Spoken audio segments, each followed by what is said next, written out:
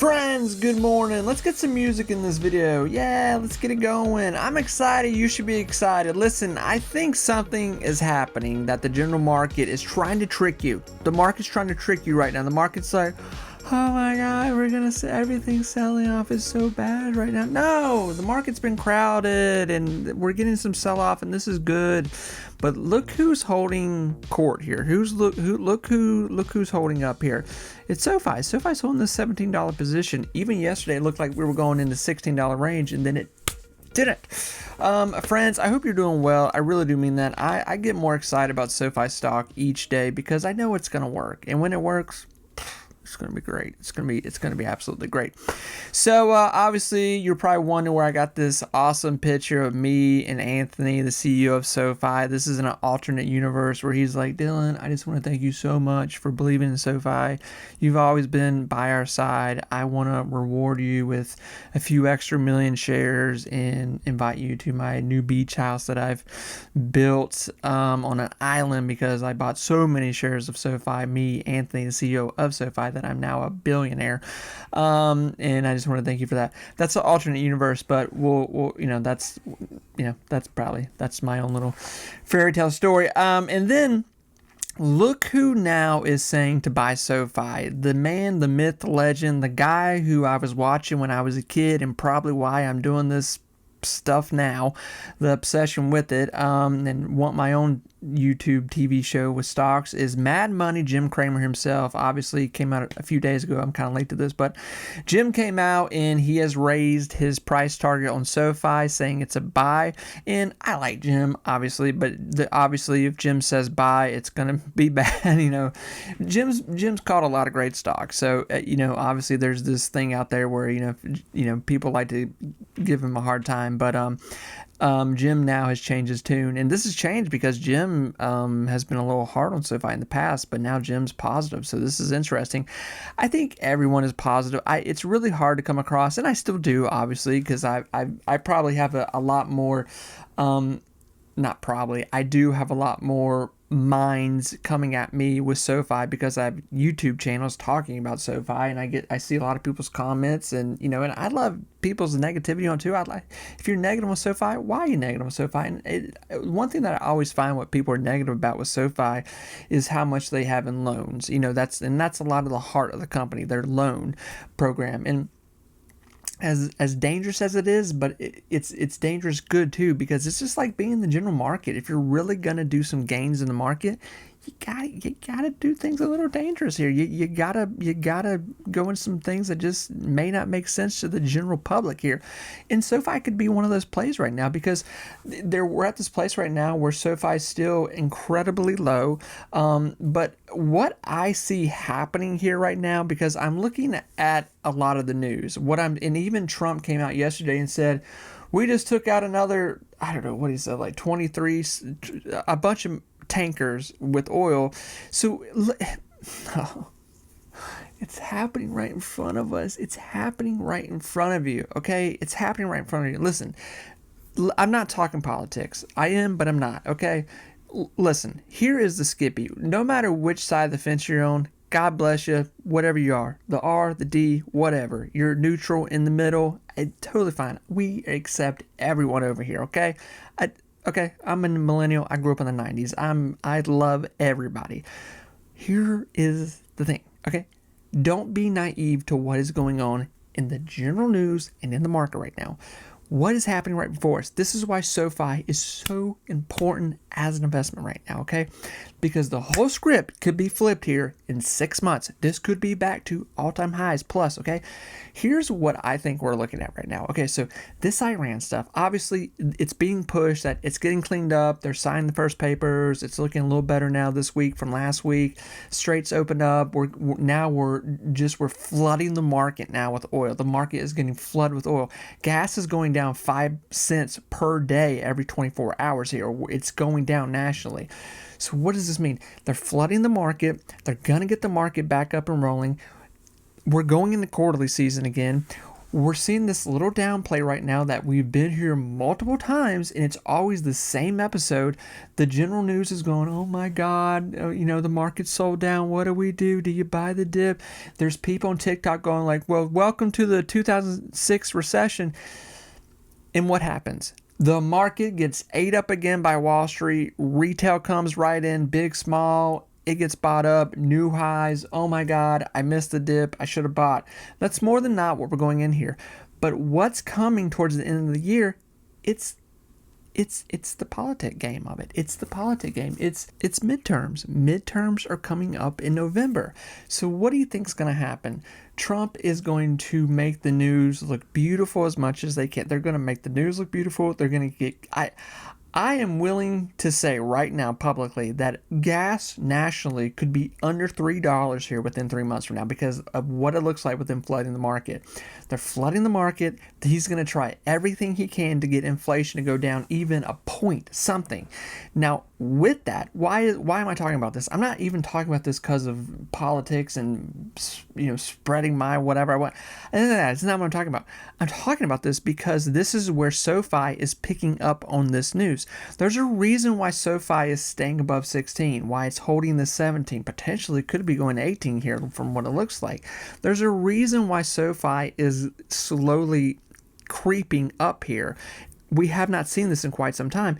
It's because the general market is catching on to what is going on here. They're watching. Big money is paying attention to what's going on right now in this general news outlet, this media coverage, what's going on. Trump's once again telling us what's going on. Whether you like the guy or not, he's telling you what's going on right now. So this is where you have to pay attention. He's telling you that they are flooding the market with oil. What does that do? Brings down inflation. What does that do? Inflation going down. Here comes the Feds, the new Fed chairman who has told us with Trump they want to bring down rate cuts. Here comes later in the year.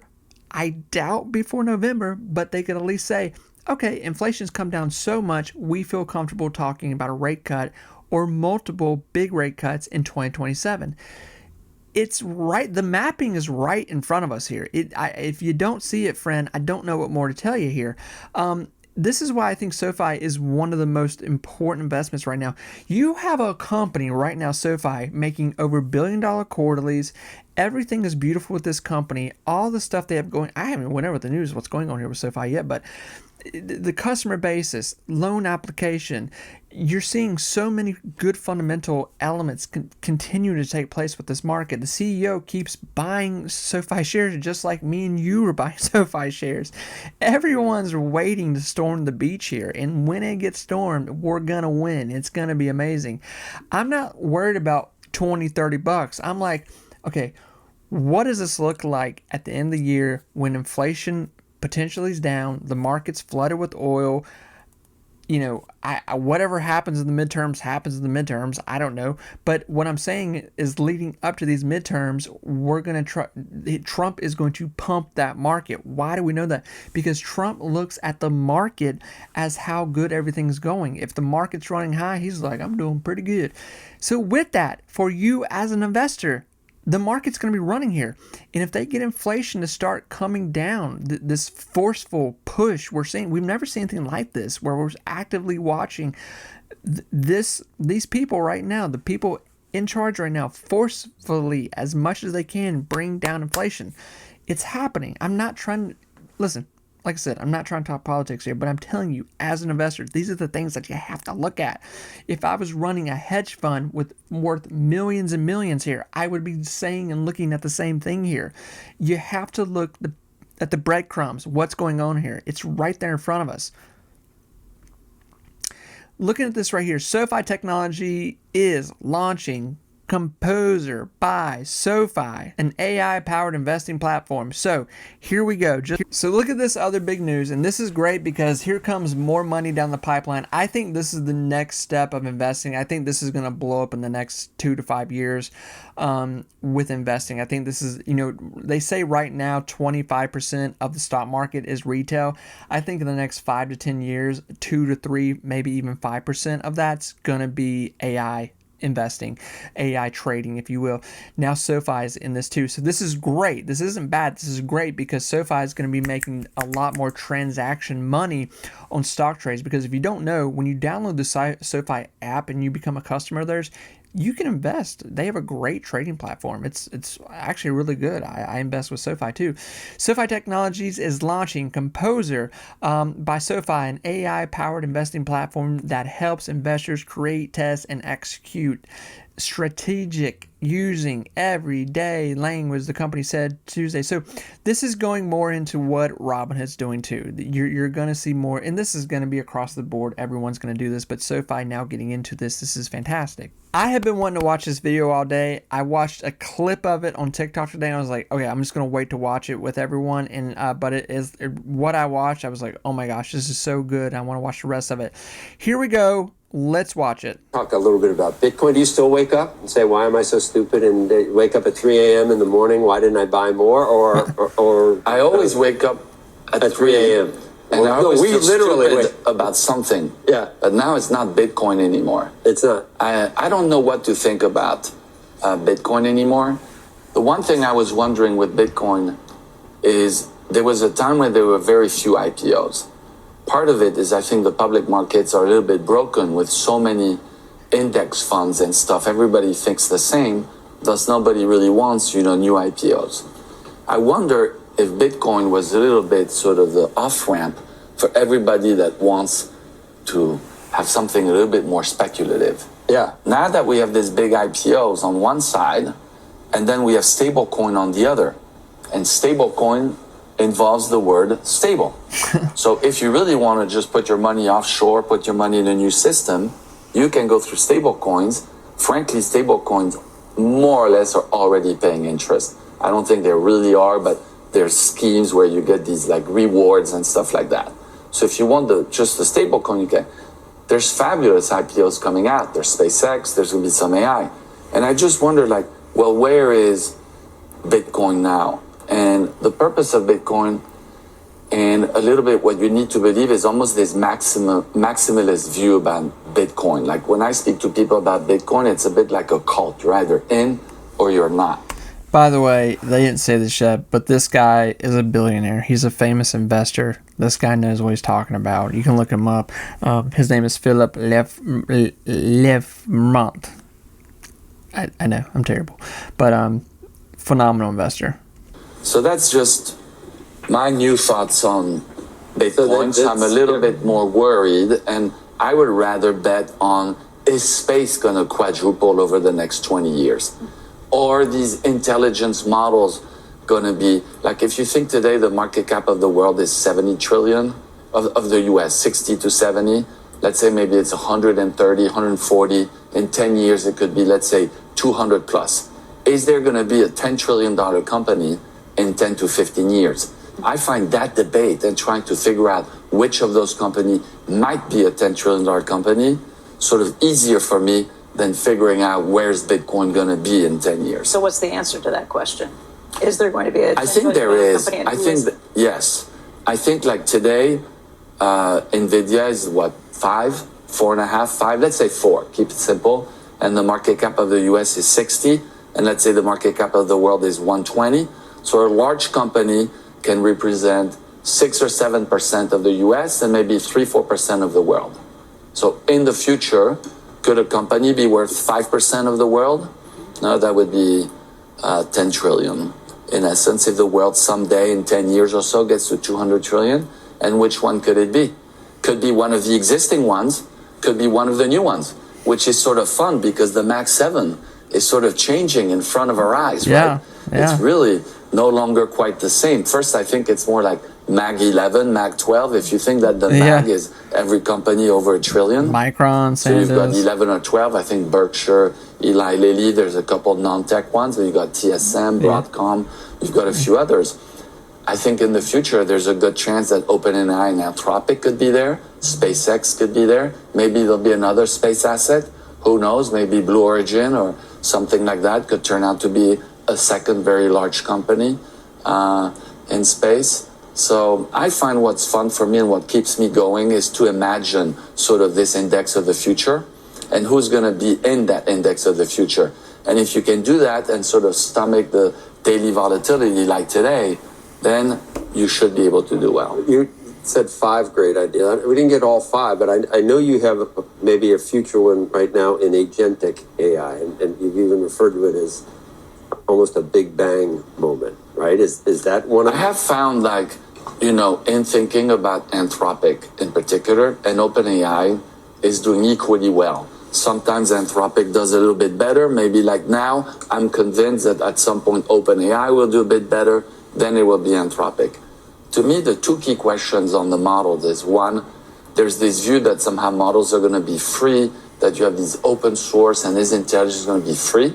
I don't think so. I think people are going to want to sort of do business with the best models in the world. And also you could have the best model that's expensive, but you could have the Anthropic model from 3 years ago that's like super cheap.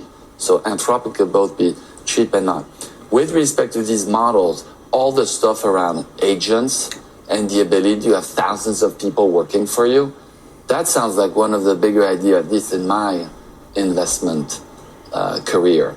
This concept that you sort of go to bed at night, there's 1,000 people working for you, and you got all this work done and ready for you the next day. It's a new way of working. I'm having a hard time. I'm still like scribbling on a piece of paper, my notes and stuff like that. But I see people even in our own office, the way they come up with new ideas and the productivity they get from AI, it's really there, and it's still moving quickly. So, and you would participate in that the way that you are already. I think through Anthropic, through OpenAI, and I also think, and it's a bit of a shame, like, why are these companies not public earlier? And why isn't it that retail and small investors can't get access to them earlier? And I was going to ask you about that, because you still have some nice fees with but you've opened up. Why did you do that? You didn't need to bring in retail people to participate with your genius. Correct. Our business has sort of been mostly an institutional business. Basically, there's laws that private companies, shorts, hedge funds, you have to be more or less a accredited or institutional investor. Right.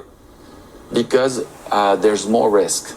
And so with more risk, you're supposed to have more financial literacy. First of all, I find that offending. Why is it that we think that institutions are more financially literate, know, maybe than retail investors? I'm not sure that's true. I believe in the wisdom of the crowd. But there's things such as leverage and stuff. I think that's changing. I think the current administration is improving this.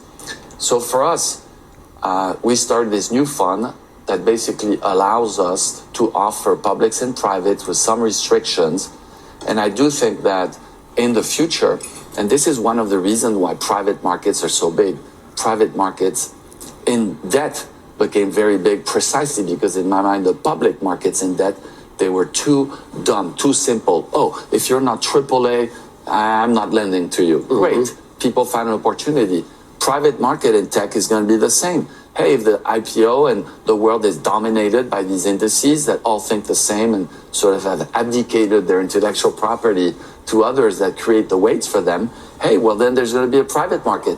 Private market today is probably 5 or so trillion. Public markets are, let's say, 60. A private market in tech, still a big market. So why? And off camera, I said, can I participate in one of these retail funds? And that's A. And B, will you lend me the money up front so I am able to participate? The answer to the second show, I already tell you, is a definite no. We don't lend money to anybody. That's not our business. Think if you would. Especially you. Joe, if you were an investor, you wouldn't ask me all these tough questions. Is this altruism, though, that do it? Or no, not at all. But you also get great 12.5%. It's a great business opportunity for you. You get lower fees. You get longer dated capital. To me, the longer dated capital is very, very important because I'm trying to figure out the index of the future 10 years out. Yeah. How do you do that? So that's why. You need the funds And at the end of the day, $1 of long dated capital might be worth $3 of that can leave in any given quarter. Sure. So from an economic viewpoint, that might actually even be the right bet to make. Amazing, truly amazing. That really got me. That really got me excited. That was awesome. Great guy to listen to. Great investor. Just really knows what he's talking about, and just what we may be looking at in the future. Just even in the baking sector, like this is why Sofi is so exciting for the next decade. What this may look like. There's so many.